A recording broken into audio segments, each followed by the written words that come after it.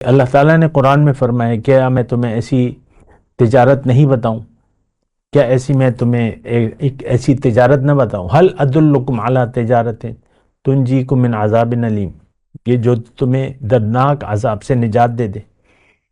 وہ کیا ہے تجارت؟ تؤمنون باللہ وتجاہدون فی سبیل اللہ باموالکم وانفسکم ذالکم خیر لکم ان کنتم تعلمون۔ اللہ پر یقین کر لو، اللہ کو منزل بنا لو اور زندگی اللہ کے لیے خاص کر دو، اور عملی طور پہ کیا کرو؟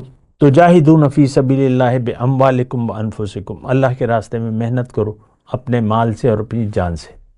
ذالکم خیر لکم ان کنتم تعلمون، یہ بہتر ہے، یہ رویہ بہتر ہے تمہاری اگر تم جانو۔ ہوگا کیا؟ یغفر لکم ذنوبکم، تمہاری غلطیوں کو میں نظر انداز کر دوں گا۔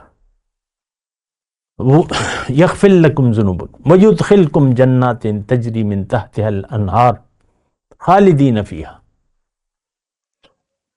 تمہیں میں جنت میں داخل کروں گا، جنت عطا فرماؤں گا، اور اس میں تم ہمیشہ ومساکن طیبۃ فی جنات عدن، اور ہمیشہ دائمی جنت میں بہت اچھے رہنے کے لیے محلات۔ تو ذالک الفوز العظیم، یہ بڑی کامیابی ہے۔